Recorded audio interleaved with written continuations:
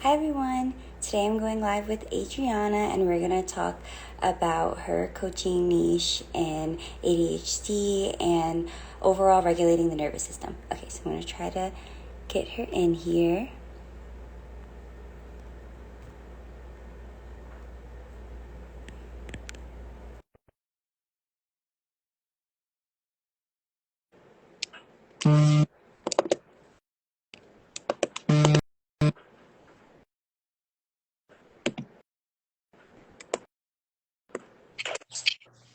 Hi Adriana.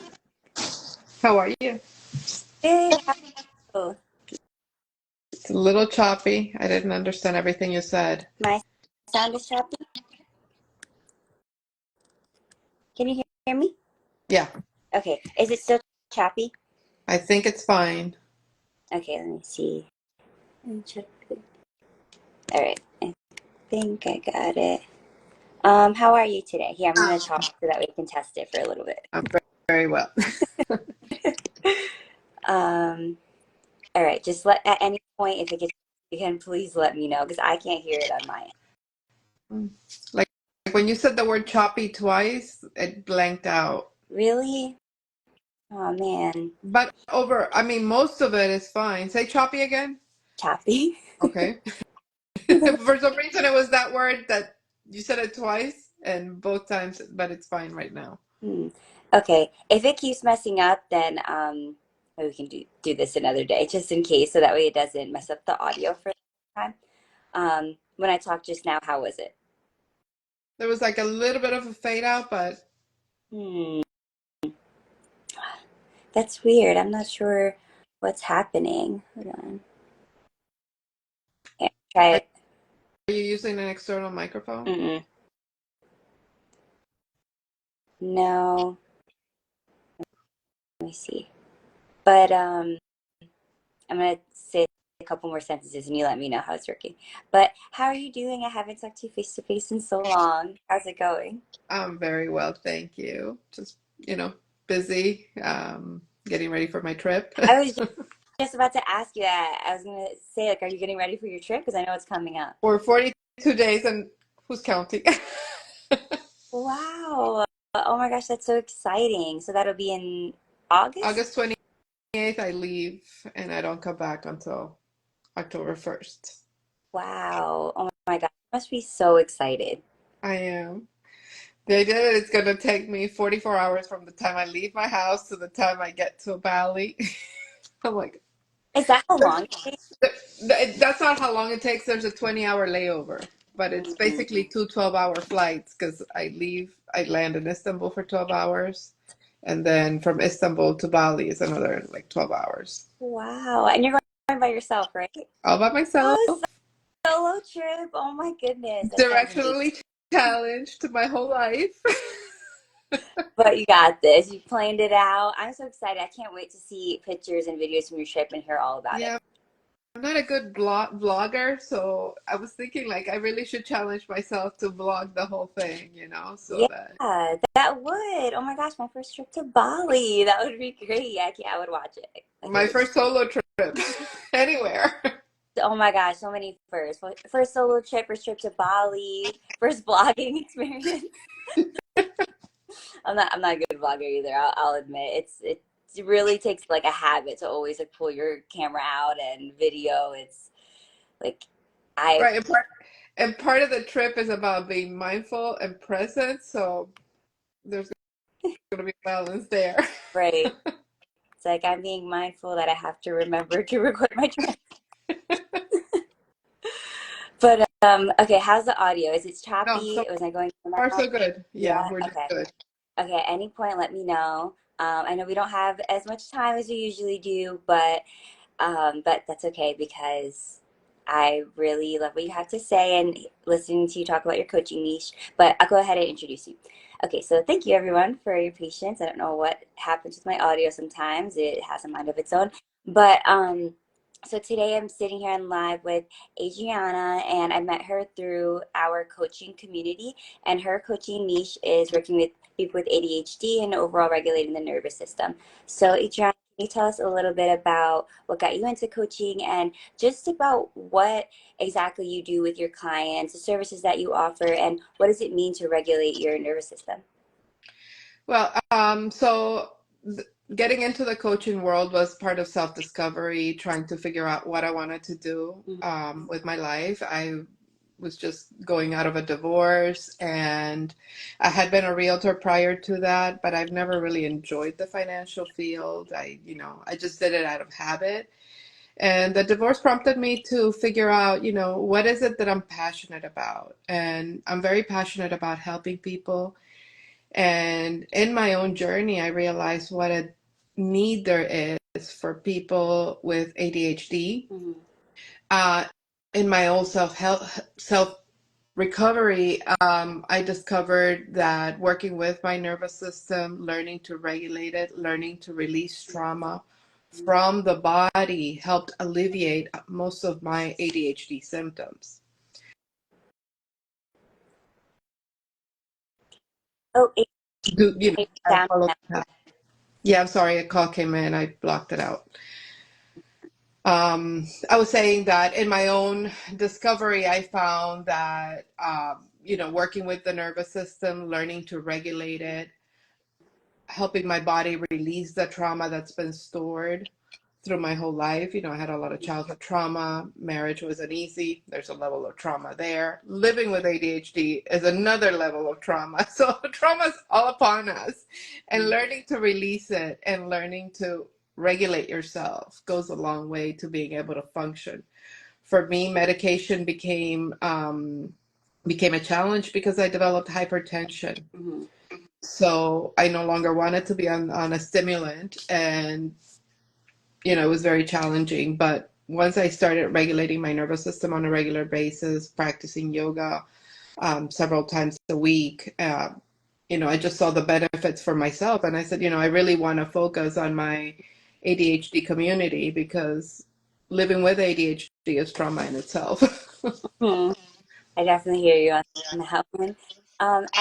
As you were talking about the correlation between trauma and ADHD, do you feel like people with ADHD have a history of trauma, or do you feel like ADHD can come out of that? What has been your experience in working with clients with ADHD as far as the history to trauma? Well, I think it's not that, just because you have trauma, you have ADHD, but I do feel that the trauma exacerbates the symptoms of ADHD, lack of focus, all those things become more pronounced because you're dysregulated. Mm-hmm. And I think, as a child, when you're constantly being reprimanded and you're constantly disappointing people around you, and you don't know how to regulate yourself, and that causes a lot of turmoil in the family. I remember with my own child, he and I were always battling it out. And knowing what I know now, I realized that it was his dysregulated nervous system and my dysregulated nervous system meeting together and just creating this explosion. Mm-hmm. Had I known how to co-regulate with him, I think things would have been a lot easier and smoother. Because with ADHD, you have all the challenges that come with it, but I think the thing that prevails is your self-esteem. Living with that constant negative feedback is Mm-hmm. it's very traumatizing. Right. And because I worked with a lot of kids with ADHD, and I'm just thinking about what it looks like when a kid has ADHD as far as their behavior, their just like how what they do on a day to day. And thinking back to when I was younger, I know like I was heard from certain caregivers like, oh, she doesn't stay still. She was like when I went to church in the morning, I apparently would always fidget and not sit on the seat, and sometimes I would sit on the little kneeling bench thing and just like always moving. And like it makes me really curious to think when you speak to a child like this, especially a child with a dysregulated nervous system or who does have ADHD, what what do you feel like that does to their psyche, or how does that contribute to their overall sense of self as they're developing? I mean, looking back on myself and my son, who are the two pronounced neurodivergents in our family, it's that whole before he got diagnosed, it was like he felt like the worst kid in the world. And I would always get great feedback from his teachers because what did he do? He went to school and he masked. He was the perfect child at school, but then he'd come home and be a total monster to me. Um, he saw himself as the worst student on earth when he was an A, maybe a 1B student, but he thought he was the worst student because he felt like he wasn't capable of performing to his Mm, highest capacity. Once he got medicated, he was off the charts with his grades and his performance.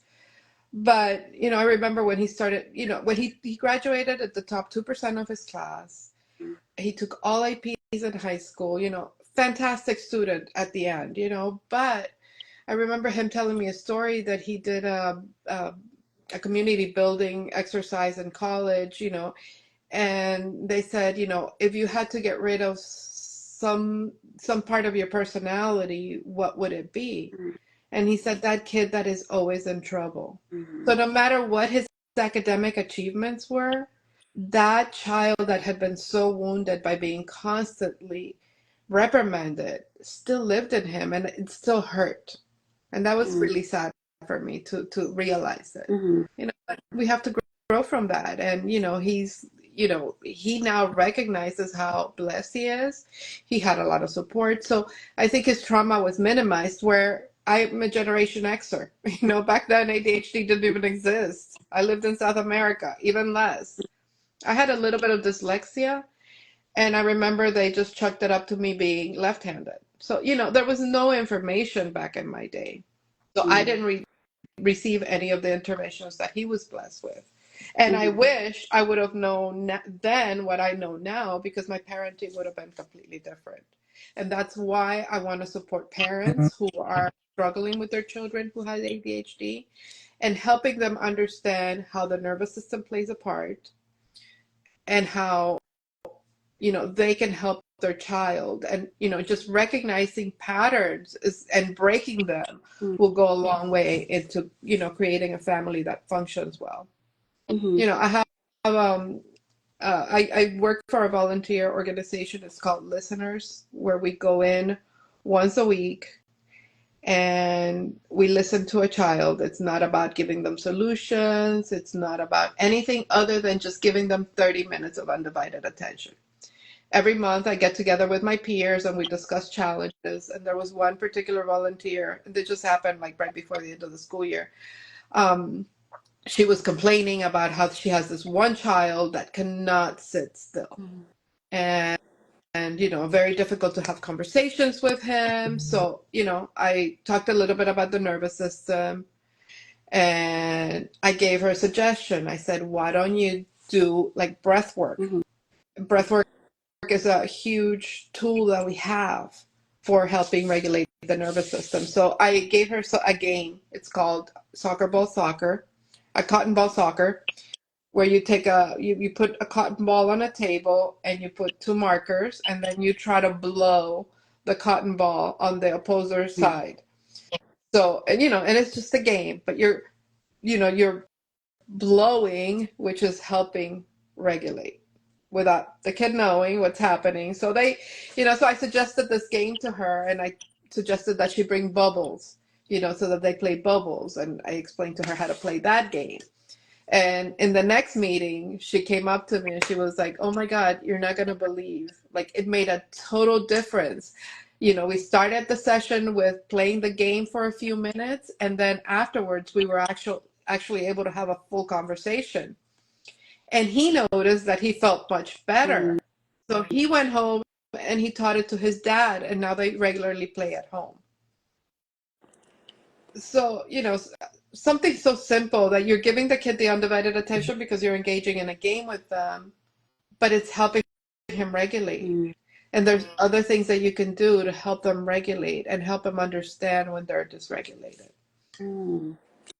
I love that. That is such a cool idea. I actually use the bubble trick with my nephew when I can tell that he's getting overwhelmed and frustrated. And I remember from our conversation before we did a podcast, um, you were talking about helping kids regulate their nervous system, and when you kind of give them a directive, it's too much for them, and they get overwhelmed and overstimulated. So when I see this happening in him, it's easier for me to recognize now. And of course I say, okay, I don't want to say calm down, but I say, okay, like, try to like take a deep breath. And sometimes we go, and like I said, okay, blow the bubble. And he said, because now he knows like what blow the bubble means. It means like even changing your facial structure to like just do that. It's automatically calming to you. Right. And you're blowing a bubble, you have to do it slow. So it takes that level of management and really intention and mindfulness, and just channels it and focuses it into like one zone. And it also can help uh, release the overstimulation of all the other things happening in the environment. So I think that's a really helpful Yeah, tool. and then you know, you teach them these things when they're in a in a regulated state or they're not activated. But then once you introduce them to these tools, and you can explain to them, these are tools that we're using to calm down, Mhm, to regulate. And so later on, if they're having a tantrum, mhm, then you can say, okay, I want to help you. Can we play these games? Because they're already familiar. mhm, You can play the I Spy game. That's a great game to get them to come into mindfulness, to be in the here and now. mhm. And with all of these tools that are used to help developing children cope with ADHD symptoms. And I really appreciate how you took us through the timeline of your son from when he was younger, and then his academic success in school, to the point where he was leaving grade school, going on to his next phase of life, but still had certain emotional wounds that came with being a child of ADHD in your home, in your family home, in school, what that looks like, what comes with that. What would you say? And I heard you mention yoga earlier as your personal practice, and you've mentioned breath work and walked us through a couple of these practical approaches that you can implement. What would you say would be helpful for an adult with ADHD, whether they just got diagnosed or maybe they did have it younger, but they like whether they sorry, I said that backwards, whether they grew up with a diagnosis or they got diagnosed later in life, and they're looking for tools to help regulate themselves on a day-to-day. What would you say are helpful practices for them? I think for people with ADHD, it's a constant learning. Just immerse yourself in the world, understand how things have affected you. Like, when I first got diagnosed, I had never heard of masking, having to play that role of the perfect person, or, the person that can function all the time, what masking does to somebody, so, and then once I understood it, then, you know how to tackle it for yourself. But the modalities that I use are somatics and breath work. It's one thing is to regulate your nervous system. And, to regulate, you can bring yourself to some breaths. Something that I recommend to anybody is to do daily breath work. And that doesn't mean spend, an hour each time. No. Um, a a simple practice that you can do every day. As soon as you wake up, do a level of breath work where you're breathing in for 4, holding your breath for a count of 4, and releasing to a count of 6. So the exhale has to be a little longer than the inhale. And you do that for 10 times. That's going to take you 2 minutes. Mm-hmm. For me, what works is setting alarms 3 times. I have a daily alarm 3 times in a day. So, morning, first thing when I wake up, definitely the last one right before I go to sleep. And then sometimes during the day, I may or may not have time to do it like midday. But the alarm is there. If I can, I do it. And if I don't, I don't. Mm-hmm. When you're having a high moment of activation, one way to do, um, to bring yourself down and is to take a deep breath, fill your lungs as best as you can. And then when you're full, you take a couple of more breaths, you hold it, and then you release. That goes a long way to regulating and bringing you out of a high activation moment. Mm, If you're having another high activation moment, a good thing to do is the 5, 4, 3, 2, 1, where you look for 5 things that you can see, mm, 4 things that you can hear, 3 things that you can touch, 2 things that you can smell, and 1 thing that you can taste. You involve your senses. When your mind is racing and out of control, this is like putting something in gear and regaining control. It's bringing you back to that mindfulness. So those are simple things that you can do to regulate your nervous system. And as your nervous system starts getting more and more regulated, then the real work begins where I can help you by taking you through a breath work session where it's a guided session.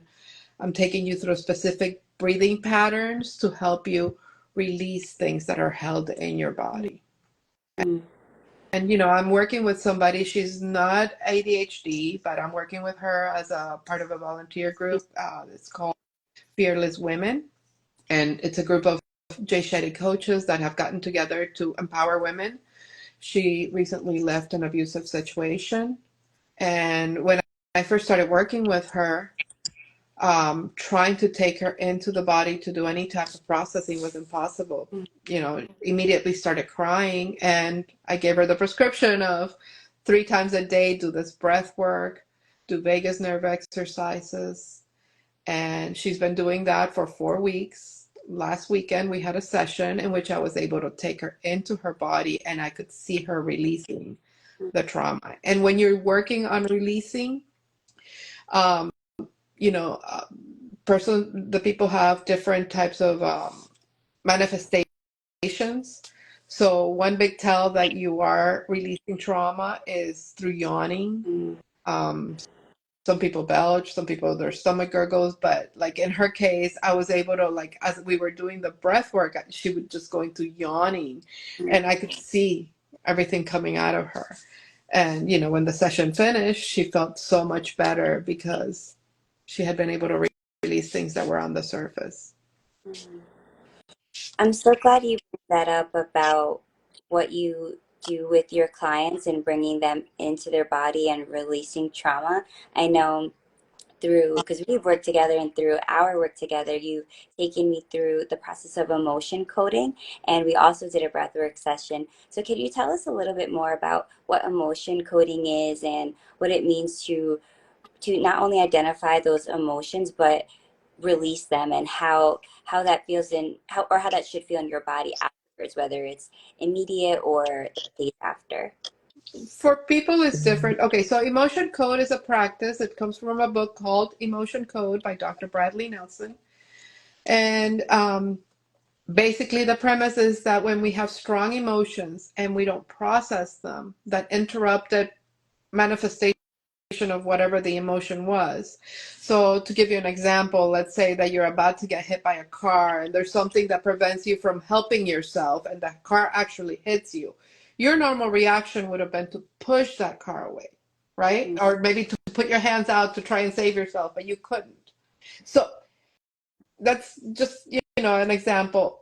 So, let's say that you got hit by the car, that's trauma. You didn't have a way of processing it. That trauma gets stuck. So when you go into a somatic experiencing, or a breath work session where you can actually release that trauma, you if let's say we were working somatically, I could have you do like that pushing motion very slowly, helping you complete that normal reaction that your body would have done. So I help you move at your hands, and that will help release and complete that motion. Um, So emotion code is basically those trapped emotions, things that happen to you during your life, and those emotions stay trapped for some reason. I do something called muscle testing. There's a variety of ways of doing that muscle testing, and then through the use of magnets, I'm able to release the emotions. mm, Um, and it's the same way through breath work. Through breath work, like I said, I do different patterns of breathing, and then I activate energy in your body, and then the body through that activation is able to release. So that's a whole guided process. And it's funny, the other day I did a community breathwork session with a friend online. She's in Arizona, I'm here. And when we finished the breathwork session, she said to the facilitator, I'm still very, very activated, but it was a group thing, so the person couldn't take the time out to work on her directly. So after we got off the call, I went ahead and I did emotion code on her. And sure enough, I was able to release two trapped emotions. So Mm. they're very similar. It's just different ways of getting those trapped emotions out. But different emotions affect different parts of our body. And a lot of emotion is held in our hips. Mm. Um, but fear lives in the kidneys because that's your adrenals, are getting overactivated. I have a cousin whose daughter was in the Marjorie Stoneman Douglas attack, and a year after the attack, she developed kidney disease. And Mm. she says she knows that that's the day that she got sick because doctors couldn't figure it out. They thought it was lupus. And I think it was that extreme fear that she lived the moment that she knew her daughter was under siege or the school was under siege. And, it manifested because she didn't have a way of processing all that fear, that instant bomb that hit her body. Mm. And with with the releasing of emotion, I really appreciate how you mentioned the energy, recognizing the energy shift in your body, because I know when we had our session, I actually did feel different. I felt different from the beginning, like when I came with, especially what I brought in, the energy and emotions that I brought in to our session versus how I felt after. Like I wasn't sure exactly what happened, but all I knew is that there was a sense of calm. It really did feel like a sense of release. Certain time periods, and you mentioned that at certain time periods in our childhood or certain events, even just throughout our life and adulthood as well, an event is associated with emotions, and the fact that those emotions get trapped in the body, I don't think a lot of us realize that.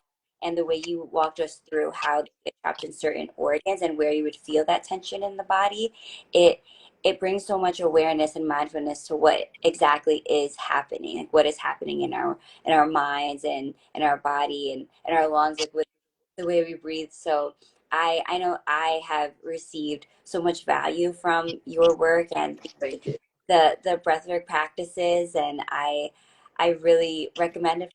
Whoever hasn't tried, you really should try it. Um, but we're coming to a close soon. So is there anything that you would like to highlight or really stress the importance of as far as what practices people should do and when, or maybe if you have anxiety and ADHD, what you would recommend for someone on a daily basis?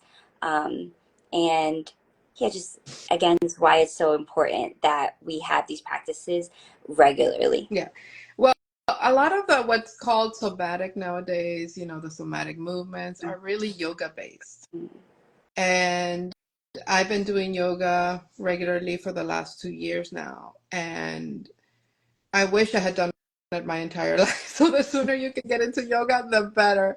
The movements, just moving your body is creating energy. If we bike and we pedal, we're creating high energy, but any type of movement, stretches, allowing the body to move helps relieve all the things that are trapped in us. The daily breath work that I mentioned, 2 minutes, 3 times a day. Anybody has time to do that.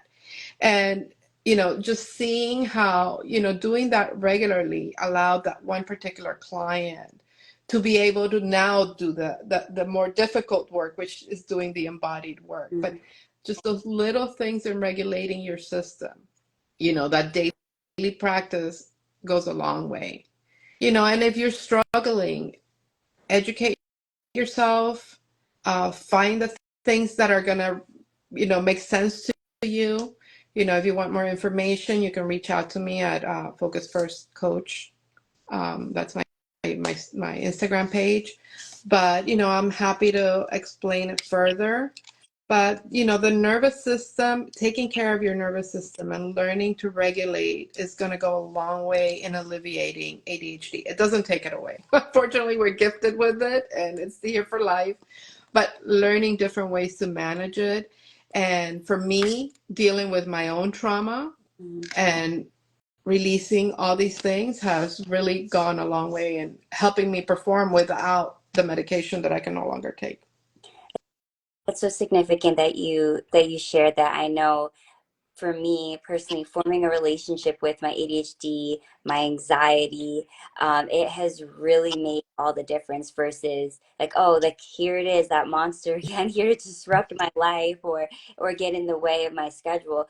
Like what you said, like forming a relationship with it and learning how to navigate with it versus against it really does change the way you live, and it really just alters your quality of life. I know from like I was on medication too, and when I implemented more holistic practices into my life regularly and just started, like you said, working through my trauma and seeing where it was coming from and how I can live with it better and in a healthy way instead of viewing myself as defective, it really did make a difference. Um And and it just don't be ashamed to need the help. You know, most successful people have coaches. And why? Because they need that guidance. I know how to work out. I hire a personal trainer. Why? Because she creates that plan for me. She helps me reach my goals. We work together. It's a support system. Why not have that for your life? Especially if you have ADHD and executive functioning is an issue. So, for me, sometimes I find myself, coming up with a plan and then the plan gets bigger and then it goes one way and then it goes with another, so it's like this whole spider web thing that just evolves. When I'm working with someone, it's a lot easier to put a plan in place. absolutely. And there's also that accountability and someone working with you. It makes you feel not alone because now it's you and somebody else against this problem or entity or just against this thing versus you're just battling with it like on your own. So I appreciate you mentioning the significance of working with a coach and why it would be so beneficial for people to do. And I feel like it can help change people's mindset around working with a coach. You know, when you think about sports teams, who do they all go to? Who is everyone leaning on? Does who do the players receive their motivation from, especially like if they're like losing in a game? It's the coach, and that really highlights the significance of having a coach with certain like specific areas of your life. Like you mentioned, having a personal trainer, you have a medical doctor, you have a personal trainer for the gym. What about having a coach for a specific area in your life that you seek to get better in? Exactly. Exactly. Well, Adriana, thank you so much for coming on this live with me. I really appreciate it. I know you have to go soon because you're very important and a very busy woman. So I really appreciate it. But I hope you enjoy your trip to Bali. I know we'll talk before then, plenty. So thank you so All much. And right. the work that you do and grateful that your clients get to receive it. I know I have benefited immensely from it. So I want everyone to know that and how much I appreciate Adriana for jumping on those calls with me, for being so flexible in scheduling, especially when I didn't feel well or I wasn't sure or like I didn't always have like that discipline to work on that because it was like a very sensitive area. So Adriana is like a great person, a fantastic coach, and has become a really good friend of mine. Well, thank So I just you. want Same to let here. everyone know just the place you hold. It, Thank you. thanks, Adriana. All right. Talk to Bye. you soon.